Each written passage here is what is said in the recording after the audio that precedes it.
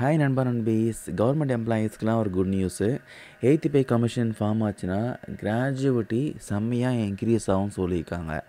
Eighth pay commission form ஆச்சுன்னா central government எம்ப்ளாயீஸோடைய gratuity இன்னும் பல மடங்கு இன்க்ரீஸ் ஆகுமா. எல்லாருக்குமே தெரியும் எய்த் பே கமிஷன் நடைமுறைக்கு வரப்போகுது. இது விஷயமா ஏற்கனவே அப்டேட் கொடுத்துட்டாங்க. இப்போ அது கவர்மெண்ட் ஆர்டர் ரிலீஸ் பண்ணி அதுக்காக ஒரு குழு அமைத்து அந்த குழு என்ன ப்ரப்போசல் வைக்கிறாங்களோ அதை பேஸ் பண்ணி கவர்மெண்ட் எம்ப்ளாயீஸோட சேலரிலாம் பல மடங்கு இன்க்ரீஸ் ஆக போகுது.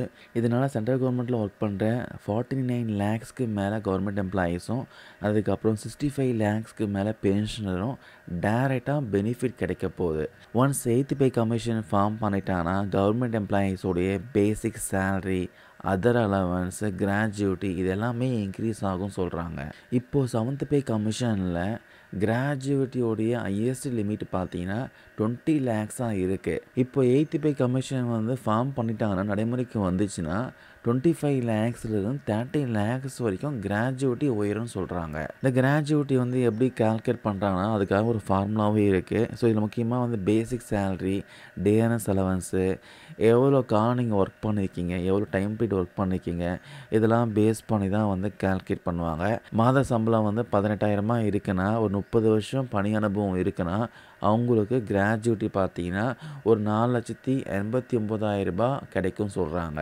ஆனால் இப்போ எய்த் பே கமிஷனில் புதிய ஃபிட்மெண்ட் ஃபேக்டர் வந்துச்சுன்னா 2.57லேருந்து 2.86 இன்க்ரீஸ் ஆகும். அப்போ கிராஜுவிட்டியும் பார்த்தீங்கன்னா 12,56,000 இன்க்ரீஸ் ஆகும் சொல்கிறாங்க. அதனால் எய்த் பே கமிஷன் வந்துச்சுன்னா நிறைய பெனிஃபிட் பார்த்தீங்கன்னா கவர்மெண்ட் எம்ப்ளாயீஸ்க்கு இருக்குது. முக்கியமாக சேலரி பார்த்தீங்கன்னா 25%லேருந்து 35% வரைக்கும் இன்க்ரீஸ் ஆகும். அது மட்டும் இல்லாமல் DNS allowance, house rent allowance, travel allowance இது மாதிரி எல்லாமே இன்க்ரீஸ் ஆகும். ஏன் ஓய்வூதியம் கூட பார்த்தீங்கன்னா 30% பார்த்தீங்கன்னா அதிகரிக்கும்னு சொல்லியிருக்காங்க. அது மட்டும் இல்லாமல் இப்போ கிராஜுவிட்டியும் பல மடங்கு இன்க்ரீஸ் ஆக போகுது. ஸோ 2026 கவர்மெண்ட் எம்ப்ளாயீஸ்க்கு அமோகமாக இருக்கும். வெயிட் பண்ணி பார்க்கலாம். இந்த பதிவை நான் கொடுத்த அப்டேட் யூஸ்ஃபுல்லாக இருக்கும்னு நினைக்கிறேன். தேங்க்யூ நண்பா நண்பீஸ்.